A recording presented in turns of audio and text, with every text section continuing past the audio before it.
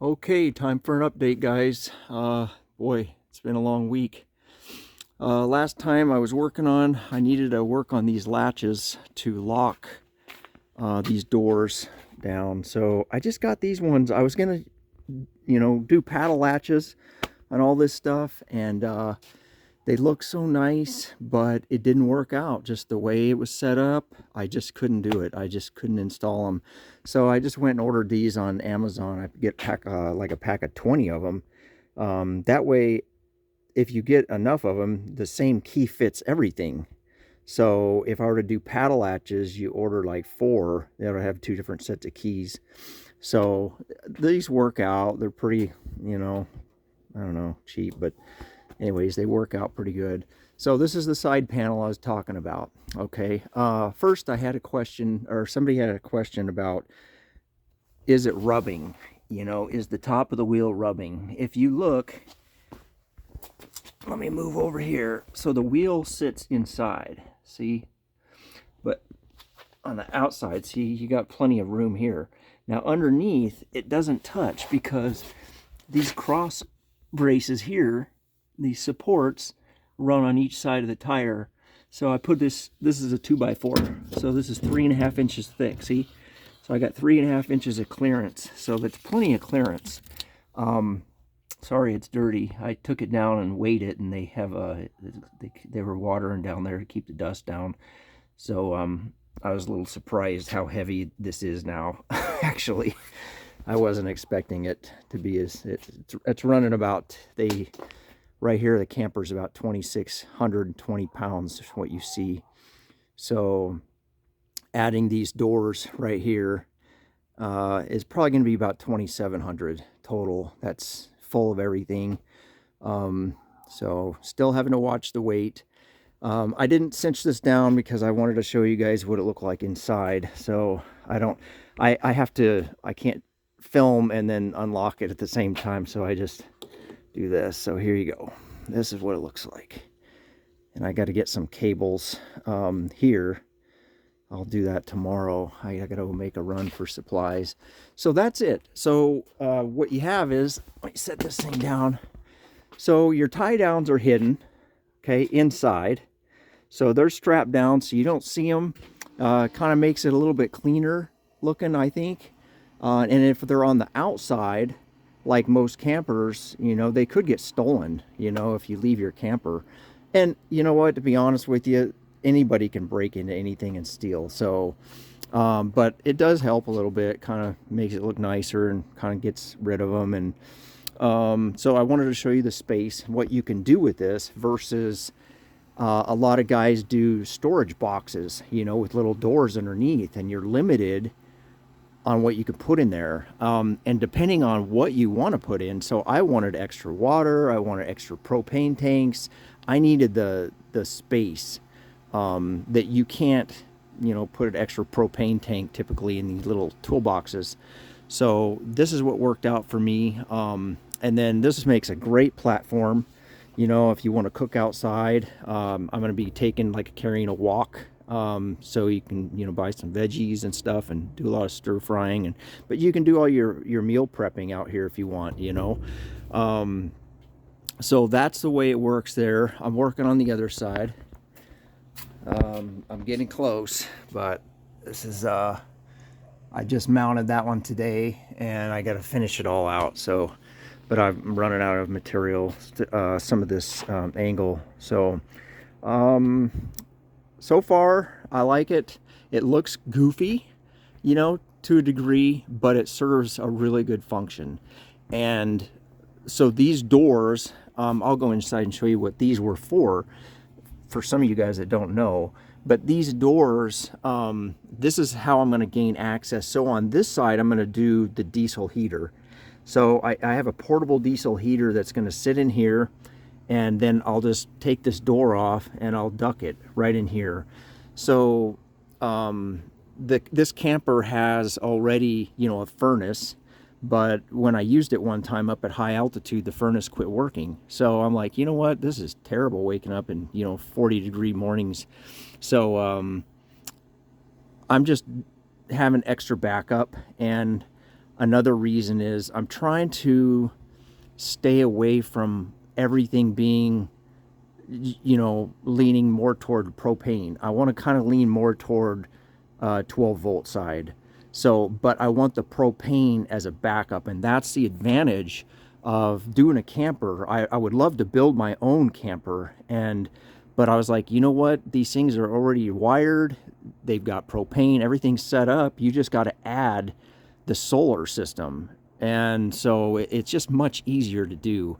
So the other side, what I'm going to do is, as I mentioned before, is I have just a window AC unit that I'm going to build legs, and then it will sit right in here. I don't want to be cutting on any of this. So the goal is to just remove the door and then put some foam and then mount the AC unit. And the controls are right in the middle, so I can just inside just control it, and it's got a remote and all that stuff anyways. But it should work out pretty good. I'm hoping. So cables, let's see, yeah, so tomorrow I just got to finish off these cables, and that's it for this side. I'll show you guys a little quick peek of the inside. Everybody likes I love taking camper tours. I just love campers. They're just awesome. So anyways, this is the Laredo version. It's pretty small. It's not but it's cozy, you know. It's a very small seating space. You know, a kid can sit here, or you can make it out into a bed. And also this upper cabinetry lays down, and you can make that into a bed too if you want. But I mean, queen size bed. It's very cozy, very comfortable. This one has the skylight, which is really nice, and it actually has access to the roof. And let's see, you got your cooking area, your sink, which is nice, kind of a nice little layout, and pantry right there. Light comes on automatically, which is nice. I'll be putting an inverter in so I can run this microwave without using a generator. And then the bathroom, this is I don't know, I gotta fix this thing. I kind of like this accordion door. When you're inside, if your elbows are trying to hit a hard door, you know, it might be kind of like tough. But this thing with it closed, and you don't really have to use this, because when you're showering, you use this inner liner anyway. So but this is the bathroom. It's pretty cool, you know. I mean, it's a cassette toilet, which is why I bought this truck camper. And it works. Got a little skylight in there, and it's a little tight. This floor pan comes out when you want to shower, so you can have a little bit more headroom in there. But these cassettes are really cool. I mean, they're just awesome. What else? I think that's about it. Does have a lagoon table in here, which is nice. These things move around, swivel all over the place. I usually sit, when I'm in here, I sit right there. I just like to sit here.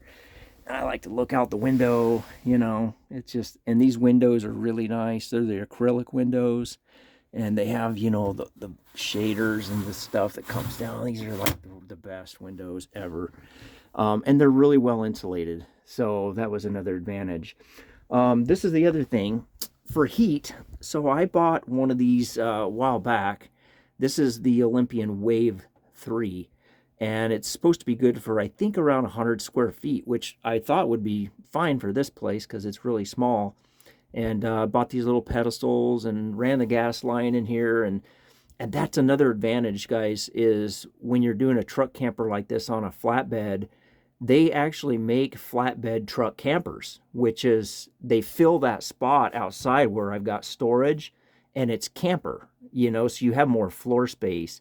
But the problem is if you want to take extra propane or fuel, you got no room for that to be outside of the camper. You don't want to, you know, obviously carry that stuff in the camper. So, but this thing didn't work. I left it on one night, and I just wasn't impressed with it. So what I'm doing is I bought this one. This is the Wave 6. And I read good reviews. This one will work. It's double the size. So what I'm going to do is I'm going to mount it. I'm going to take this guy off here. I already loosened it.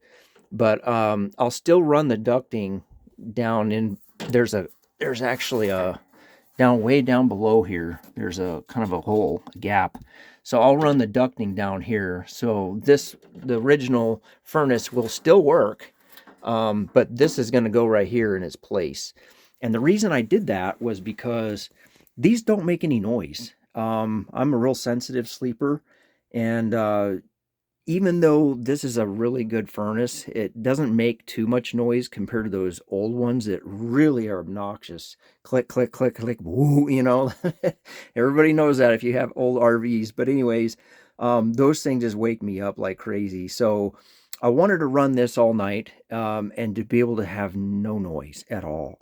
And so I would use this at night, and then in the daytime, either use the diesel heater or the furnace, you know, depending on if it's sunny conditions and what have you, and how the solar system would be doing. So so that's the plan with this. I have a cover that goes over. You got to cover these things because the dust will eventually deteriorate this special material, you know, that they put in there, and it's kind of expensive to replace. So this thing's got it does have a 2-burner stove, which is nice. But I want to get more, like I said, more into the electronics side of it. So, you know, I'll be having a 12-volt cooktop, or an inverter with a rather 110, you know, cooktop. So I want to use that as much as I can. And I wanted to actually point out something too, that let's see if I can make it out without breaking myself. That this is very important that I failed to mention. This camper is 7 feet wide. Okay, so if you're going to do this, then I would recommend be careful what you choose for a camper, and lay it out, you know, in your mind ahead of time, what you may need, the truck you may need, the camper setup, how wide it is, because, you know, most campers are 8 feet wide, so it's going to be 6 inches more on each side, which is going to stick out past the truck more. So doing a flatbed, you know, something like that, I would probably just do a dually, you know, and build a flatbed over a dually. It would be the best for an 8-foot wide camper. So I don't know how many companies make 7-foot wide campers. I personally like this better. It doesn't kind of get into other spaces, like if you're parking next to somebody, you know, in a grocery store parking lot or something. It just, you know, they're just nicer and kind of a little bit more convenient. So, and a little less weight too. So I don't like the slide outs and all that stuff. I like to keep it simple. I think that's about it so far. Just going to keep rolling with the other side, get it done, and then start stripping all this stuff off and getting ready for paint. Everything's got to come apart, and golly, got to start sanding. And these doors here, I'm going to paint them to match the truck. So the box here and these doors will match the brown. So it'll kind of make it just look like a truck camper setup. From a distance, you know, you won't really, it just won't look like out of the norm. So one thing, this camper I wanted to show you, it doesn't have a lot of campers. Some campers, not all, have they have below the 2-burner stove up here, they have an oven. And I really wanted the oven, but they just don't have that feature. They do have a small fridge there. I forgot to show you that. But so I was going to show you this. So this is, I've played with these before, and these work really, really nice. And these are, if you haven't seen these before, I'm not an affiliate. I'm not advertising for these people, but these I just wanted to show you because these are amazing. These are a solar cooker, and they work good. This is called the GoSun Fusion. I have the sport model, which is smaller. It's got a smaller cook tube, but it's just not as convenient. This one, you can actually plug it also into 12 volt, and it can continue cooking, like say if the sun goes down or something, you know, or sun goes behind clouds. So it comes with trays, you know, and then down below here you see where the heating pad is to heat up that tray. when it's hooked up to 12 volt. So what I did on this, if you do buy one of these now, I think they're about $600 retail price. Just the other day, they have a sale on them. An open box is the best deal you're going to get, and they drop them down to about $250.